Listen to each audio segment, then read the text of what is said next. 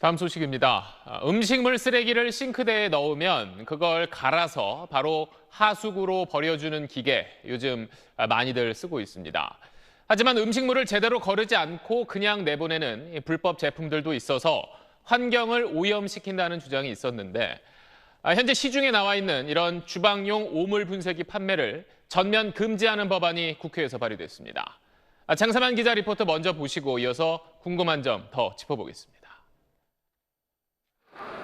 아파트 견본 주택에서 판매 중인 주방용 오물 분쇄기.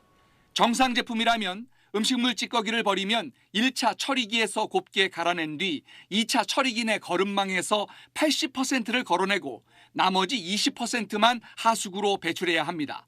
실제는 어떨까? 2차 처리기 내부를 보니 있어야 할 거름망이 없습니다. 불법 제품인 겁니다. 저희가 설치를 할 때 거름망을 제거를 하고 설치를 해드리는 거예요. 거의 모든 분들이 그렇게 하신다고 보시면 되는 거고요. 환경부가 최근 4년간 공인 인증을 받고 판매 중인 제품을 조사한 결과 조사 대상 22건 가운데 19건이 불법 제품으로 드러났습니다. 인증을 받을 땐 거름망을 분리할 수 없도록 고정형으로 만들었지만 실제 판매 땐 거름망을 떼어냈을 수 있도록 개조한 겁니다. 거름망이 있더라도 구멍 크기를 키워 음식물 찌꺼기를 기준치 이상 하수구로 흘려보낸 제품도 있었습니다. 불법 개조나 변조의 책임을 이를 설치하는 기사나 사용하는 소비자의 잘못으로 떠넘기면서 정작 책임져야 할 업체는 그 잘못에서 빠져나가는 그런 형태로 영업을 계속하고 있기 때문입니다. 이렇게 하수구로 내보내는 오물 분쇄기는 확인된 판매량만 18만 개. 불법 제품 사용이 늘면서 하수도로 유입되는 음식물 찌꺼기 양도 늘었고 하수도 막힘과 악취 민원이 잇따르고 있다고 환경부는 설명합니다.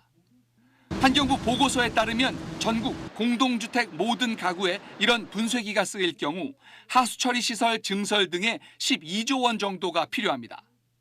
하수처리 시설이 아직도 거기까지 역량이 확보가 안 돼 있죠. 그렇게 되려면 한 3, 40년의 계획을 두고 해야 되기 때문에 당장 굉장히 힘들어진다. 오늘 발의된 하수도법 개정안은 법 개정 공포 1년 뒤부터 하수구로 찌꺼기를 내보내는 모든 오물 분쇄기를 판매하지 못하도록 했습니다. 환경부는 오물 분쇄기 제재 필요성에 공감한다면서 논의 과정에서 구체적인 판매 금지 대상과 범위 등을 검토하겠다고 밝혔습니다. SBS 장세만입니다. 이 내용 취재한 장세만 기자 나와 있습니다.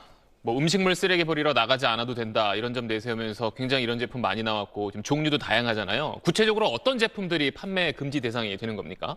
네, 얘기하신 대로 여러 가지 종류의 음식물 분쇄기 혹은 음식물 처리기 이런 제품들이 시중에서 판매가 되고 있습니다. 그중에서도 지금 여기 보시는 것처럼 이렇게 싱크대에서 물 빠짐 구멍에 연결해서 쓰는 제품군 중에 두 종류가 판매 금지 대상입니다. 첫째는 지금 보시는 제품처럼 갈아서 처리하는 단순 분쇄형 방식이 있고요. 두 번째는 액상 미생물을 첨가해서 그 미생물을 통해서 분해하는 방식, 이렇게 두 가지가 판매 금지 대상이 될 것 같습니다.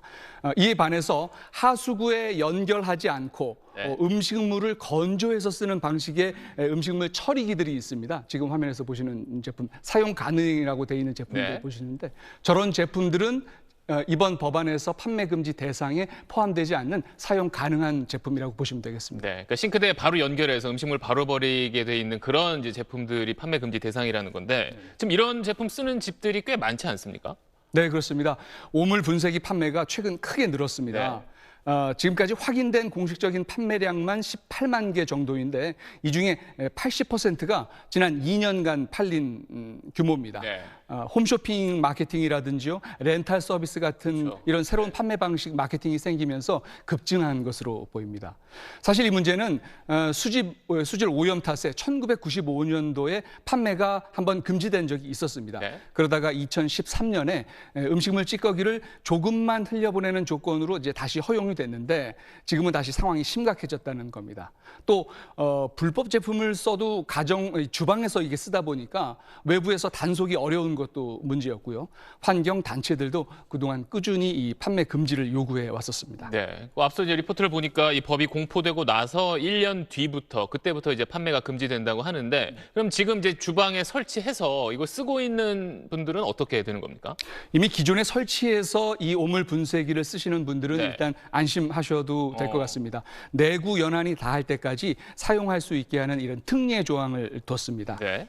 반면 이제 문제는 이미 이 100여 곳에 달하는 제조업 판매 업체들입니다. 현실적으로 타격이 클 수밖에 없을 것 같고요.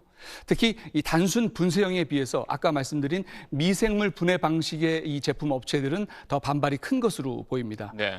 개조나 변조 없이 처음 인증 심사 때와 동일한 방식이라고 주장하는 업체가 많기 때문인데요. 오늘 발의가 된 만큼 이 개정안의 취지를 살리면서 또한 피해를 최소화할 수 있는 그런 방법이 모색돼야 할 것 같습니다. 네, 알겠습니다. 장세만 기자와 내용 정리해봤습니다. 네, 안녕하십니까. 김현우입니다. 더 많은 뉴스와 라이브 이벤트를 보고 싶으시면 화면 오른쪽을 눌러서 구독해 보시길 바라겠습니다. 또 저희 SBS 앱을 다운로드 하시면 속보 알림도 받아보실 수 있습니다. 항상 저희 SBS 뉴스를 시청해 주셔서 대단히 고맙습니다.